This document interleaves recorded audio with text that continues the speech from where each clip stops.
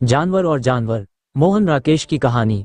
School की नई मेट्रेन का नाम अनिता मुखर्जी था और उसकी आंखें बहुत अच्छी थीं, पर वह आंट सैली की जगह आई थी, इसलिए पहले दिन बैचलर्स डाइनिंग रूम में किसी ने उससे खुलकर बात नहीं की।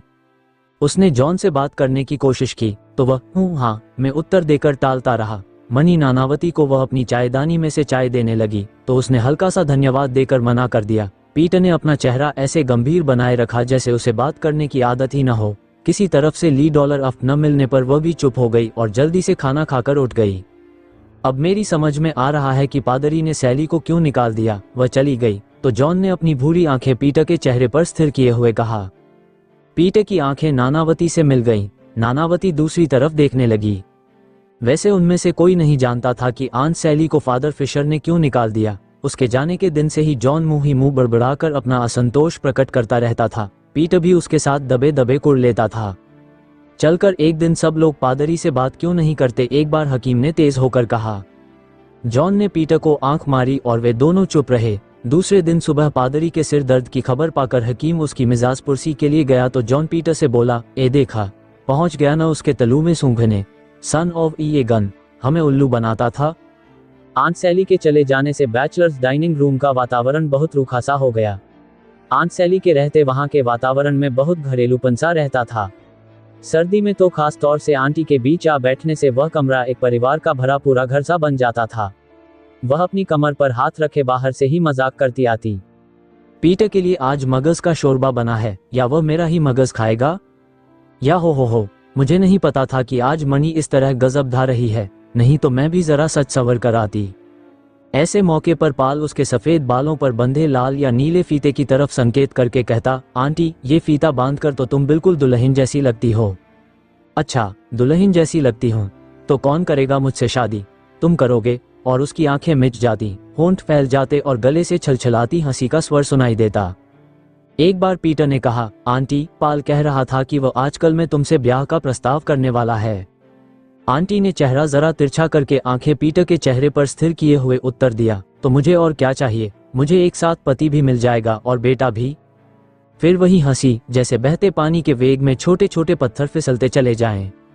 आंट सैली के चले जाने से अकेले लोगों का वो परिवार काफी उखड़ गया था। कुछ दिन पहले इसी तरह मीराशी चला गया था। उसके बाद पाल की छुट्टी कर दी गई थी।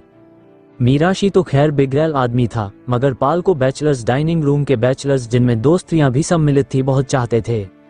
हालांकि जॉन को पाल का अंग्रेजी फिल्मों के बटलर की तरह अक्का चलना पसंद नहीं था और उन दोनों में प्रायः आपस में झड़प हो जाती थी। फिर भी उसकी पीठ पीछे वह उसकी तारीफ ही करता था। जिस दिन पाल गया उस दिन जॉन खिड़की के पास बैठा सिर हिलाकर पीटर से कहता रहा, अच्छा हुआ जो ये लड़का यहाँ से चला गया, अभी तो ये बाहर जाकर कुछ बन भी जाएगा, वरना यहाँ रहकर इसका क्या बनना था। तुम भी जवान आदमी हो, तुम यहाँ किस लिए पड़े हो?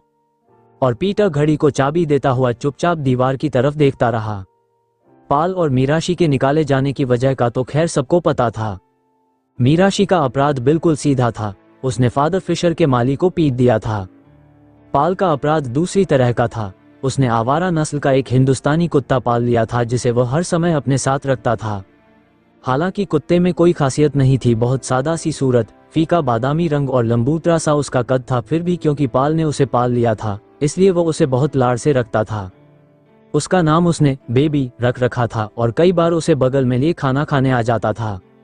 जल्दी ही बेबी बैचलर्स डाइनिंग रूम में खाना खाने वाले सब लोगों का बेबी बन गया। एक मणि नानावती को छोकर जो उसकी सूरत देखते ही घबरा जाती थी। घबराहट में उसके चेहरे का रंग सुर्ख हो जाता और उसका नाटा छरहरा शरीर काबू में न रहता। एक बार बेबी उसके हाथ में हड्डी देखकर उसके घुटने पर चढ़ने की कोशिश करने लगा तो वह घबराकर कुर्सी पर खड़ी हो गई और दोनों हाथ हवा में झटकती हुई चिल्लाने लगी, ओ ई हिश, go away please Paul, take him away please.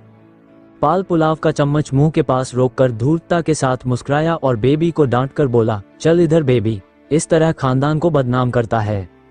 मगर बेबी को हड्डी का कुछ ऐसा शौक था कि वह डांट सुनकर भी नहीं हटा। वह नानावती की कुर्सी पर चकर उसके जिस्म के सहारे खड़ा होने की कोशिश करने लगा। इस जद्दोजहद में नानावती कुर्सी से गिरने ही जा रही थी कि पाल ने जल्दी से उठकर उसे बगल से पककर नीचे उतार दिया। फिर उसने बेबी को 2 चपत लगाई और उसे कान से खींचता हुआ अपनी सीट के पास ले आया। बेबी पाल की टांगों के आसपास मंडराने लगा। मेरा सारा ब्लाउज खराब कर दिया। नानावती हाफती हुई रुमाल से अपना ब्लाउज साफ करने लगी। उसके उभार पर एकाध जगह बेबी का मुंह छू गया था। बेबी अब पाल के घुटने से अपनी नाक रगड़ रहा था। पाल ने उसकी पीठ सहलाते हुए कहा, नॉटी चाइल्ड, ऐसी भी क्या शरारत कि इंसान एटिकेट तक भूल जाए।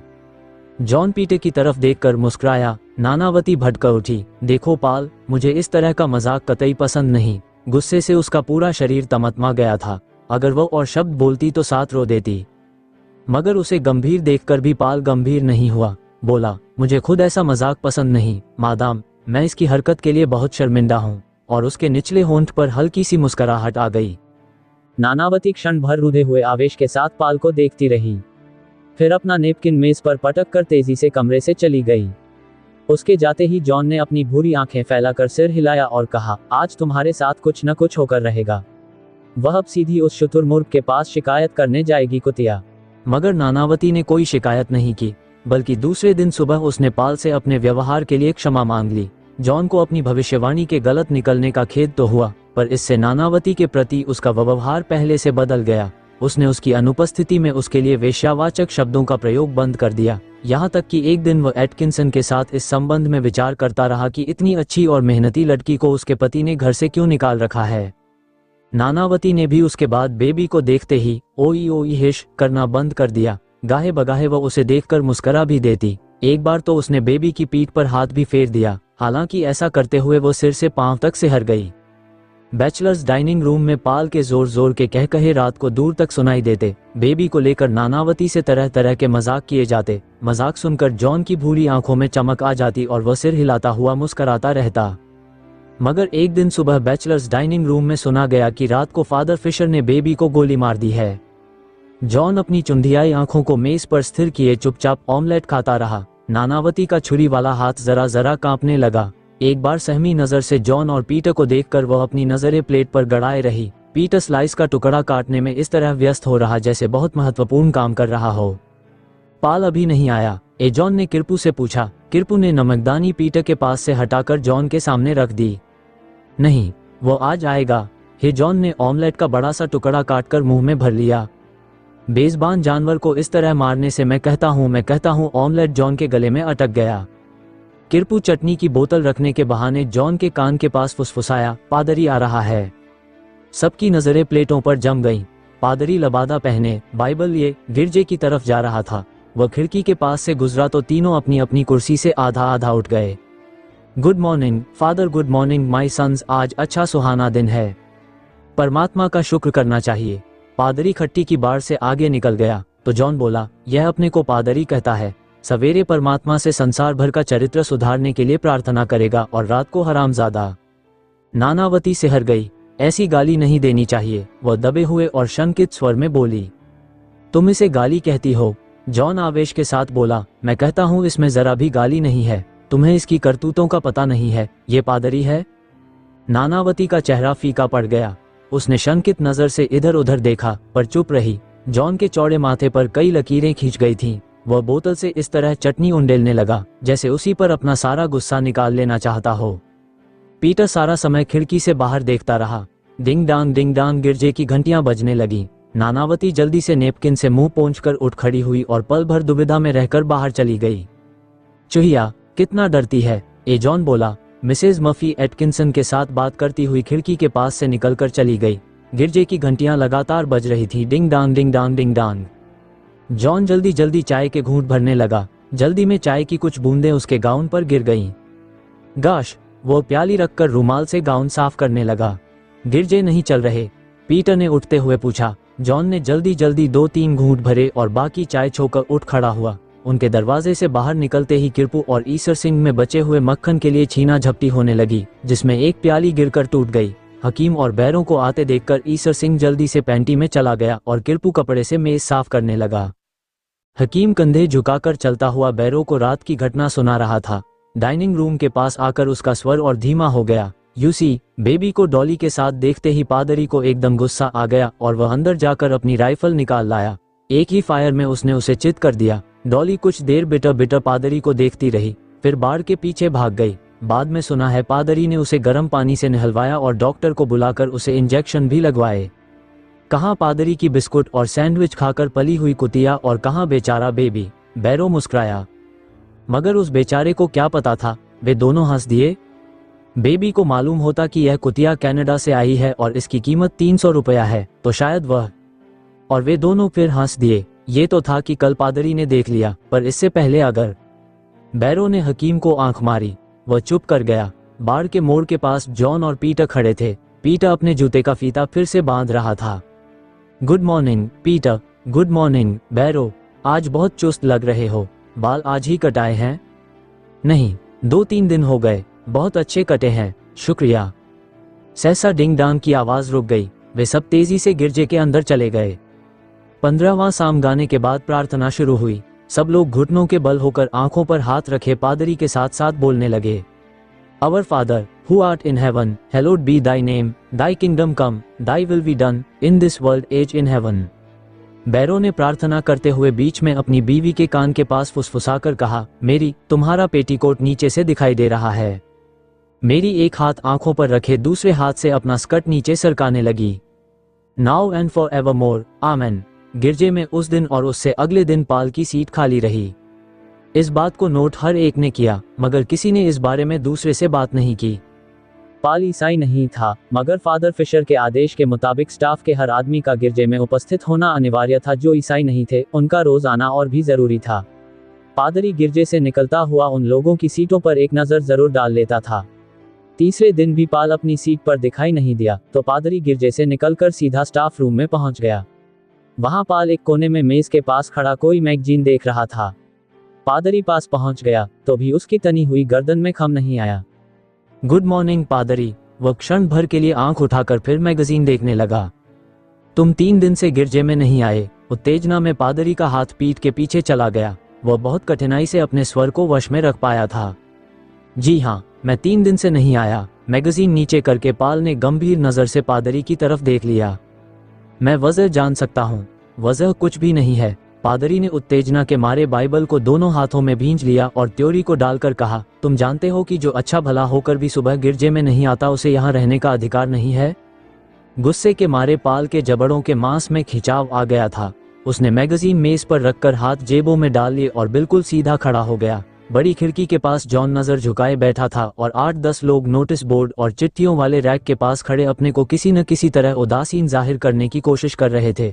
उनमें से किसी ने पाल के साथ आंख नहीं मिलाई। पाल का गला ऐसे कांप गया जैसे वो कोई बहुत सख्त बात कहने जा रहा हो।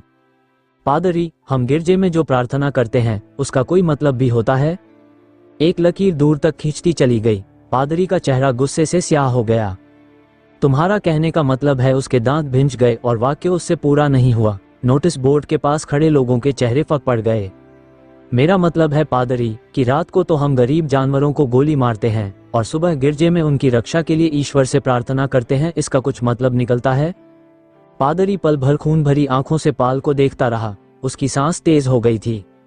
मतलब निकलता है, और वह ये कि हर जानवर एक सा नहीं होता। जानवर और जानवर में फर्क होता है। उसने दांत भींचकर कहा और पास के दरवाजे से बाहर चला गया, हालांकि उसके घर का रास्ता दूसरे दरवाजे से था। 15 मिनट बाद स्कूल का क्लर्क आकर पाल को चिट्ठी दे गया कि उसे उस दिन से नौकरी से बर्खास्त कर दिया गया है। वह 24 घंटे के अंदर अपना क्वार्टर खाली करके चला जाए। ये पादरी नहीं, राक्षस है, जॉन मुंह में बड़बड़ाया। पीटर को उस दिन शहर में काम निकल आया, इसलिए वह रात को देर से लौटा। हकीम और बैरो खेल के मैदानों की जांच में व्यस्त रहे। नानावती को हल्का सा बुखार हो आया। पाल को चलते वक्त सिर्फ जॉन ही अपने कमरे में मिला। वह अपनी खिड़की में रखे गमलों को ठीक कर रहा था। जा रहे हो? उसने पाल से पूछा। हाँ, तुमसे गुड बाय कहने आया हूँ।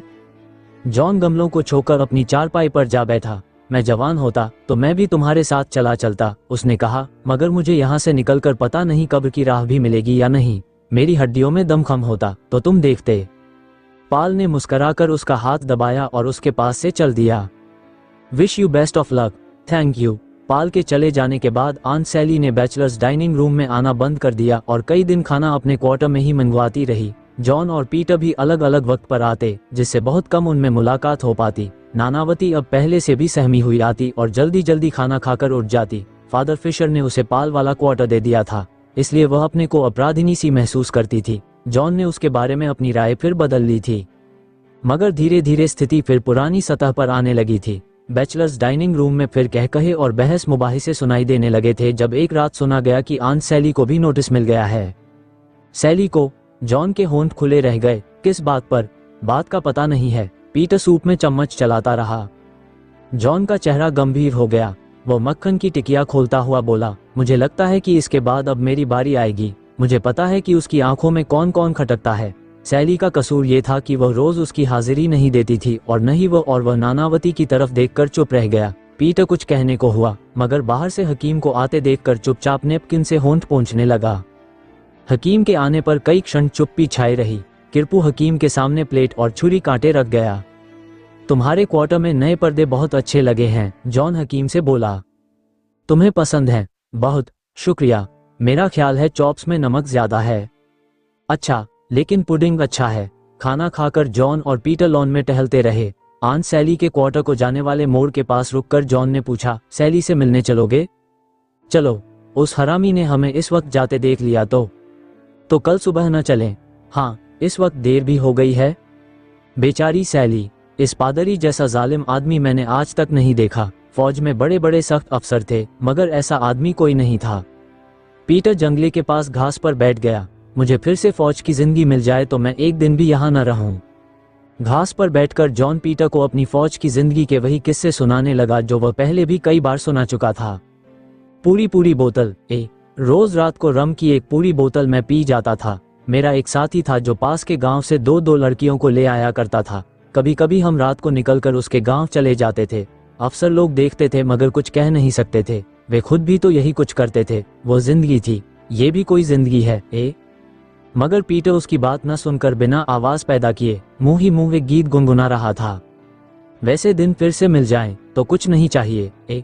ऊपर देवदार की छतरियां हिल रही थीं। हवा से जंगल साए साए कर रहा था। हॉस्टल की तरफ से आती पगडंडी पर पैरों की आवाज सुनकर जॉन थोड़ा चौंक गया। कोई आ रहा है? पीटर सिर उठाकर जंगले से नीचे देखने लगा। पैरों की आहट के साथ सीटी की आवाज ऊपर आती गई। बैरो है। ये भी एक हरामजादा है। पीटर ने उसका हाथ दबा दिया। अभी क्वार्टर में नहीं गए टैफी? बैरो ने अंधेरे से निकलकर सामने आते हुए पूछा। नहीं, यहाँ बैठकर जरा हवा ले रहे हैं। आज हवा काफी ठंडी है। 15-20 दिन में बर्फ पड़ने लगेगी।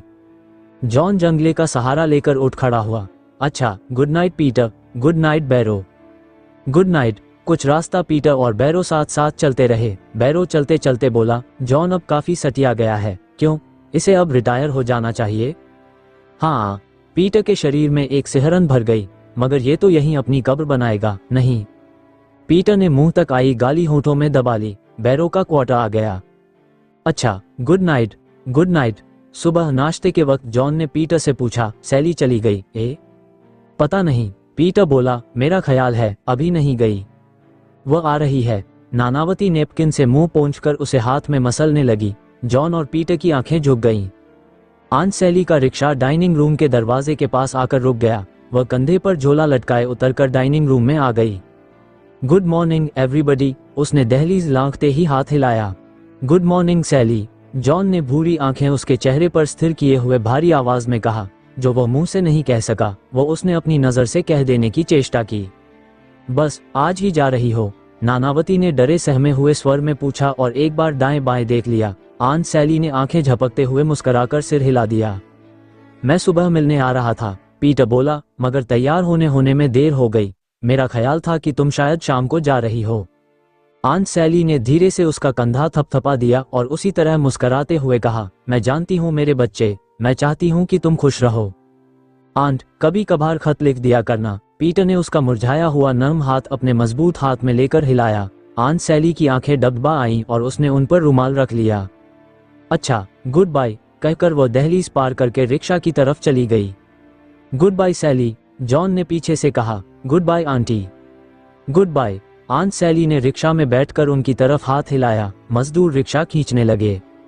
कुछ देर बाद नानावती ने कहा, किरपू, एक बटर स्लाइस। जॉन पीछे की तरफ देखकर बोला, मुझे चाय का थोड़ा गर्म पानी और दे दो। पीटर जैम के डिब्बे में से जैम निकालने लगा।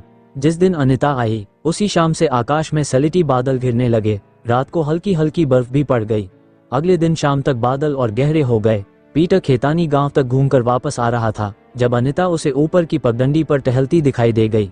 वो उस ठंड में भी साड़ी के ऊपर सिर्फ एक शाल लिए थी। पीटर को देखकर वह मुस्कुराई। पीटर ने उसकी मुस्कुराहट का उत्तर अभिवादन से दिया। घूमने जा रही हो? उसने पूछा। नहीं, यूं ही जरा टहलने के लिए निकल आई थी। तुम्हें ठंड नहीं लग रही है? ठंड तो है ही, मगर क्वार्टर में बंद होकर बैठने को मन नहीं हुआ। उसने शाल से अपनी बाहें भी ढांप लीं। तुम तो ऐसे घूम रही हो जैसे मई का महीना हो। मेरे लिए मई और नवंबर दोनों बराबर हैं। मेरे पास ऊनी कपड़े हैं ही नहीं। वह फिसलन पर से संभलती हुई पगडंडी से उतरकर उसके पास आ गई। ऊनी कपड़े तो तुमने पादरी के डिनर की रात के लिए संभाल कर रख रखे होंगे, तब तक सर्दी से बीमार न पड़ जाना। पीटर ने मजाक के अंदाज में अपना निचला होंठ सिकोड़ लिया। सच, मेरे पास इस शाल के सिवा और कोई ऊनी कपड़ा है ही नहीं। अनिता उसके साथ साथ चलती हुई बोली। सच पूछो तो ये भी प्रेजेंट का है। हमें उधर गर्म कपड़ों की जरूरत ही नहीं पड़ती। तो परसों तक एक बढ़िया सा कोट सिला लो। परसों फादर का डिनर है। परसों तक? ओह, और वो मीठी सी हंसी हंस दी। क्यों, एक दिन में यहाँ अच्छे से अच्छा कोट सिल जाएगा। मेरे पास इतने पैसे होते तो मैं यहाँ नौकरी करने ही क्यों आती। तुम्हें पता है, मैं 900 मील से यहाँ आई हूँ। पीटर या सिर्फ विकी, मैं अपने घर में अकेली कमाने वाली हूँ। मेरी माँ पहले बटुए सिया करती थी, पर अब उसकी आंखें बहुत कमजोर हो गई हैं। मेरा छोटा भाई अभी पढ़ता है, उसके एमएससी करने तक मुझे नौकरी करनी है। पीटर ने रुककर एक सिगरेट सुलगा लिया। बर्फ के हल्के हल्के गाले पड़ने लगे थे। उसने आकाश की तरफ देखा। बादल बहुत गहरा था। आज काफी बर्फ पड़ेगी। उसने कोट के कॉलर ऊंचे उठाते हुए कहा। चलो, तुम्हें तुम्हारे क्वार्टर तक छोड़ाऊं। तुम सी कॉटेज में हो ना? हाँ, चलो, मैं तुम्हें वहां चाय की प्याली बनाकर पिलाऊंगी। इस मौसम में चाय मिल जाए तो और क्या चाहिए। वे सी कॉटेज को जाने वाली पगडंडी पर उतरने लगे। कोहरा घना हो जाने से रास्ता 10 कदम से आगे दिखाई नहीं दे रहा था। अनिता एक जगह पत्थर से ठोकर खा गई। चोट लगी? नहीं, मेरे कंधे का सहारा ले लो। अनिता ने बराबर आकर उसके कंधे का सहारा ले लिया। जब वे सी कॉटेज के बरामदे में पहुंचे तो बर्फ के बड़े बड़े गाले गिरने लगे थे। घाटी में जहां तक आंख जाती थी, बादल ही बादल भरा था। एक बिल्ली दरवाजे से सटकर कांप रही थी। अनिता ने दरवाजा खोला तो वह म्याऊं करके अंदर घुस गई। दरवाजा खुलने पर पीटर ने उसके सामान पर एक सरसरी नजर डाली। स्कूल के फर्नीचर के अलावा उसे एक टीन का ट्रंक और 2-4 कपड़े ही दिखाई दिए। मेज पर एक सस्ता टेबल लैंप रखा था और उसके पास ही एक युवक का फोटोग्राफ था। पीटर चारपाई पर बैठ गया। अनिता स्टोव जलाने लगी। चारपाई पर एक पुस्तक और आधा लिखा पत्र पड़ा था। पीटर ने पत्र जरा हटाकर रख दिया और पुस्तक उठा ली। पुस्तक पत्र लेखन के संबंध में थी और उसमें हर तरह के पत्र दिए हुए थे। पीटर उसके पन्ने उल्टने लगा। अनिता ने स्टोव जलाकर केतली चढ़ा दी। फिर उसने बाहर देखकर कहा, बर्फ पहले से तेज पड़ने लगी है। पीटर ने देखा कि बरामदे के बाहर जमीन पर सफेदी की हल्की तह बिछ गई है।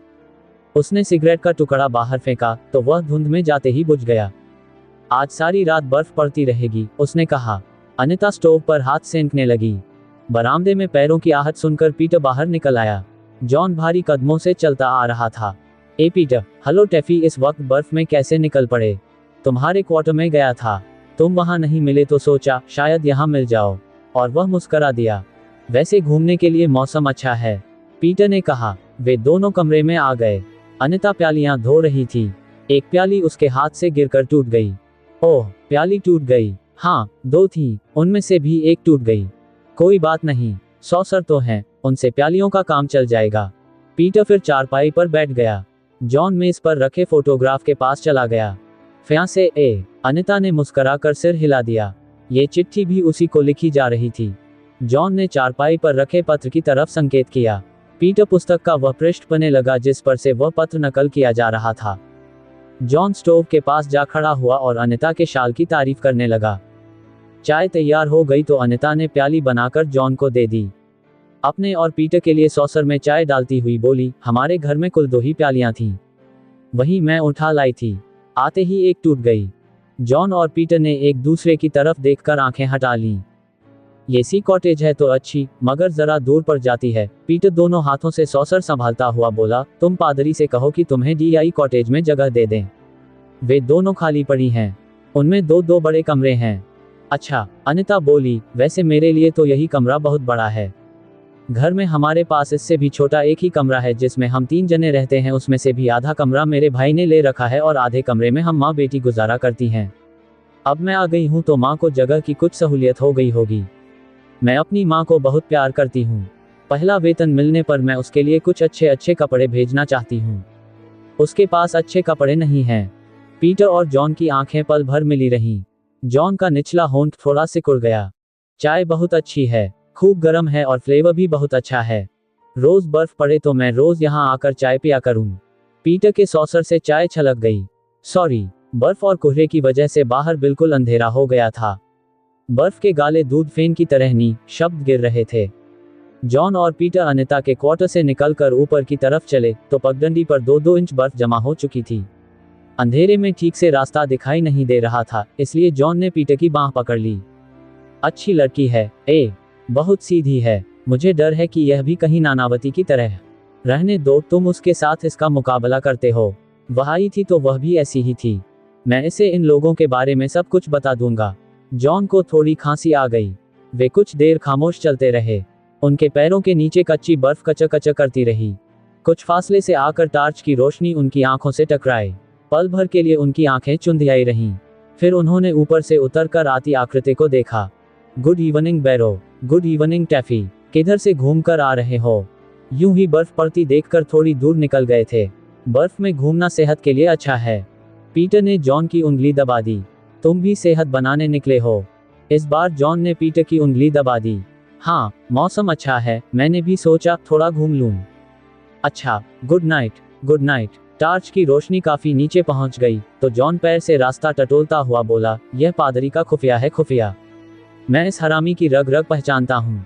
पीटर खामोश चलता रहा। सुबह जिस समय पीटर की आंख खुली, उसने देखा कि वह जॉन के क्वार्टर में एक आराम कुर्सी पर पड़ा है। वहीं उस पर 2 कंबल डाल दिए गए हैं। सामने रम की खाली बोतल रखी है। वह उठा तो उसकी गर्दन दर्द कर रही थी। उसने खिड़की के पास आकर देखा कि जॉन चाय का फ्लास्क लिए डाइनिंग रूम की तरफ से आ रहा है। वह ठंडी सलाखों को पकड़े दूर तक फैली बर्फ को देखता रहा। जॉन कमरे में आ गया और भारी कदमों से $70 रखते पर आवाज करता हुआ पीटर के पास आ खड़ा हुआ। कुछ सुना? पीटर ने उसकी तरफ देखा। रात को पादरी ने उसे अपने यहाँ बुलाया था। किसे? अनिता को। जॉन ने सिर हिलाया। उसकी आंखें क्षण भर पीटर की आंखों से मिली रहीं। पीटर गंभीर होकर दीवार की तरफ देखने लगा। टैफी, मैं उससे कहूंगा कि वह यहाँ से नौकरी छोड़कर चली जाए। उसे पता नहीं है कि यहाँ वह किन जानवरों के बीच आ गई है। जॉन फ्लास्क से प्यालियों में चाय उंडेलने लगा। उसमें खुददारी हो तो उसे आप ही चले जाना चाहिए। वह बोला, किसी के कहने से क्या होगा? कुछ नहीं, हो या ना हो, मगर मैं उससे कहूंगा जरूर। तुम पागल हुए हो, हमें दूसरों से मतलब। वह अनजान बच्ची तो है नहीं। पीटर कुछ न कहकर दीवार की तरफ देखता हुआ चाय के घूंट भरने लगा। अब जल्दी से तैयार हो जाओ, गिरजे का वक्त हो रहा है। पीटर ने 2 घूंट में ही चाय की प्याली खाली करके रख दी। मैं गिरजे में नहीं जाऊंगा। जॉन कुर्सी की बांह पर बैठ गया। आज तुम्हारी सलाह क्या है? कुछ नहीं, मैं गिरजे में नहीं जाऊंगा। जॉन मुंह ही मुंह बड़बड़ाकर ठंडी चाय की चुस्कियां लेता रहा।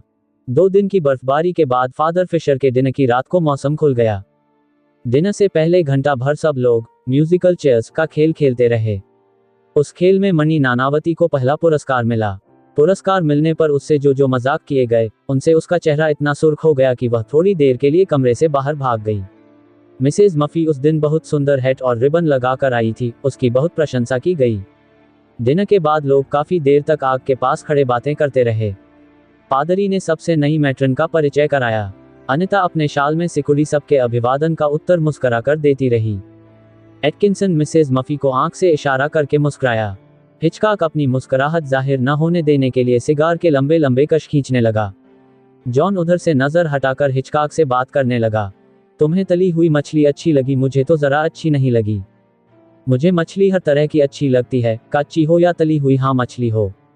जॉन ने मुंह बिचकाया। रम की बोतल साथ हो तो भी तुम्हें अच्छी नहीं लगती। जॉन दांत खोलकर मुस्कुराया और सिर हिलाने लगा।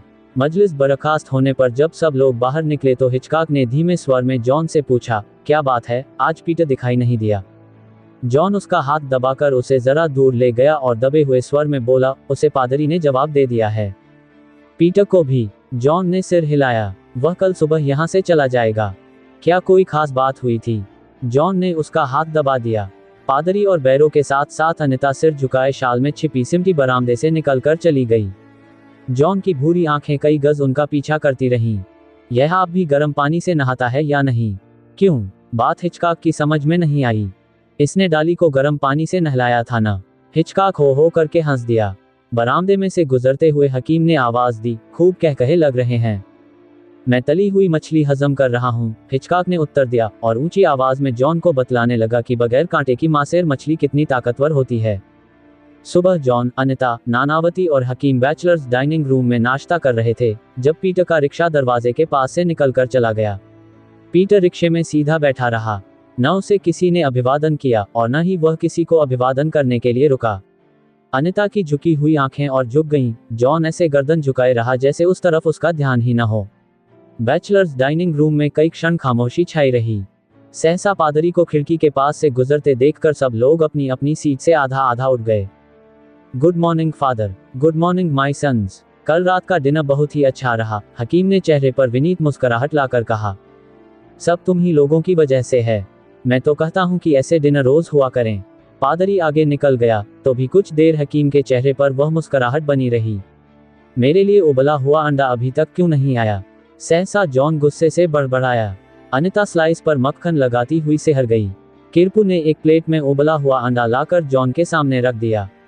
छील कर लाओ, जॉन ने उसी तरह कहा और प्लेट को हाथ मार दिया। प्लेट अंडे समेत नीचे जा गिरी और टूट गई। उधर गिरजे की घंटियां बजने लगी, डिंग डांग डिंग डांग डिंग डांग।